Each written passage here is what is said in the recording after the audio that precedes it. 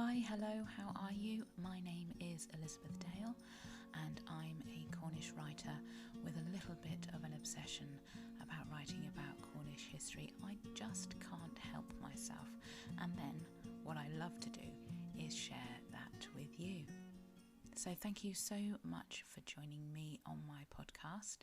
You can find lots more of my writings on my blog, The Cornish Bird. If you'd like to pop over to that and have a look, I would really love it.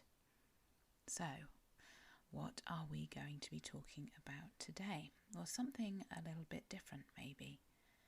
So back in 2018, when I was really just starting out as a professional writer, I was really delighted to be asked to write a piece for the National Maritime Museum Cornwall's in-house magazine, which is called Fathom. Now, it was the museum's 15th anniversary, and the museum asked for local writers to choose one object out of their collection and tell its story, really dig into the object's past and bring it to life for the visitors.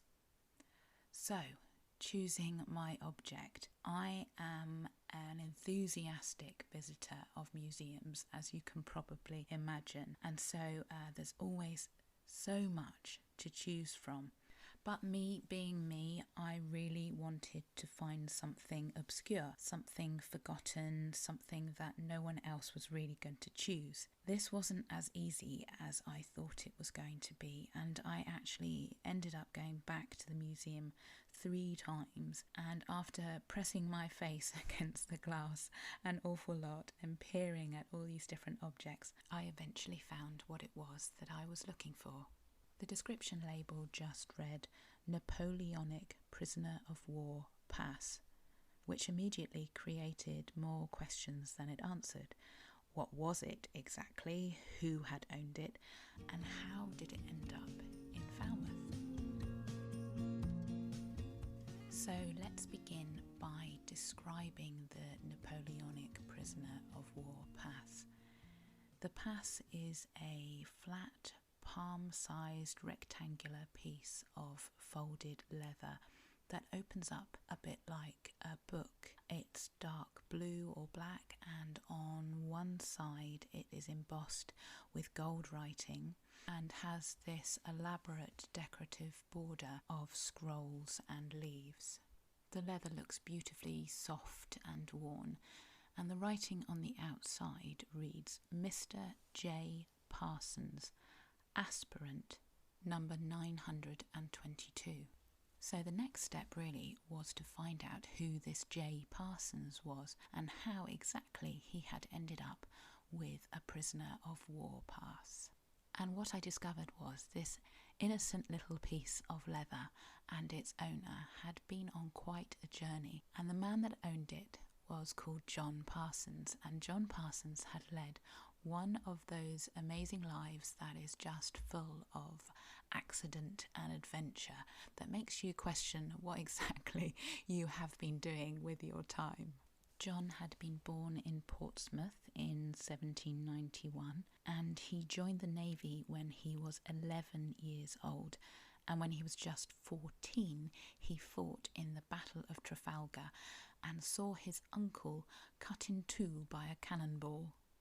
John wasn't put off, he stayed in the Navy, and he was obviously really well thought of by the other members of the crew because his nicknames were Steadfast John and Honest Jack, and he rose through the ranks, but by the age of 18 he became a prisoner of war.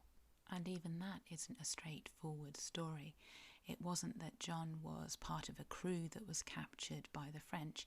He actually volunteered to go ashore on the coast of France and distribute seditious papers about Napoleon, which led to his capture.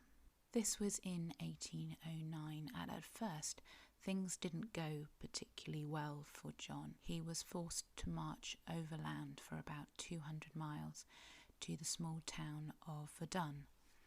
Now, from here on, however, things improved quite a lot, because Verdun had a bit of a reputation amongst the Napoleonic prisoners of war. Reports describe a great deal of freedom for the men at the time. Napoleon doesn't seem to have believed in treating the prisoners badly. They were provided with wine and women, and there was lots of gambling. And as long as they stayed within the walls of the town of Verdun, they were allowed to move around freely, as long as they kept their pass with them. And this is where we come back to our beautiful little object that's in Falmouth's museum. So our prisoner of war pass was issued to each man when they arrived at Verdun, and the number on the front is their prisoner number, and inside was a description of the man. And from the one that's in the Maritime Museum, we know that our Mr. John Parsons had blonde hair, blue eyes and an oval face. Now, many of the men at Verdun were pretty happy with their situation. After all, they had all they needed to eat and to drink, and there were plenty of women to keep them entertained, and probably most of all, they didn't have to fight anymore. But John Parsons obviously wasn't one of those men. He wasn't happy to be a prisoner any longer than he had to. So on Christmas Day in 1813, he decided to escape. Now, somehow, and don't ask me how, John managed to conceal himself in a cartload of crockery and escape from Verdun. And the one item that he decided to take with him was his little leather pass. But the escape from Verdun was not the end of the story. After all, John was an awfully long way from the coast. And over the next few months, he actually travelled around 240 miles, mostly on foot, across France and Belgium, finally making it to the Netherlands, where in the spring of 1814, he managed to get passage on a ship that was bound for England. As far as I can gather, there was no great fanfare when John arrived, and he was promptly put back into service for the Navy. It seems a bit of an anticlimax, really, after everything that he had gone through to get back to England, but as it was, he went on to serve on numerous other ships for the Royal Navy, and then as a captain of the famous packet ships that sailed out of Falmouth. And through every adventure that he had for the rest of his life, he carried the little leather pass.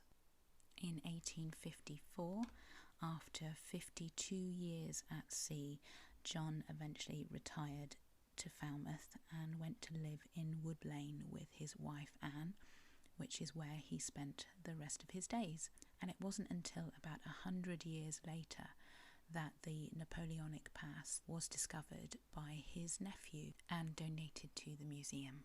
So when I look at that object behind the glass, it's fascinating to me for a number of reasons. I always question why John decided to keep it, why of everything that he could have taken with him, he decided to take his pass, and why he continued to carry it for the 240 odd miles overland, and why he kept it with him for the rest of his life, what it symbolised to him, why he felt it was so important. Was it just because it was a form of identification for him, or did it symbolise something a lot more than that? I guess it was a memento of a time and a place, and heaven knows we all have those objects that we keep with us for whatever reason. They are special because they remind us of something important, and this is why the small things in museums are so important, because they can really bring a story to life, and because they have a life all of their own.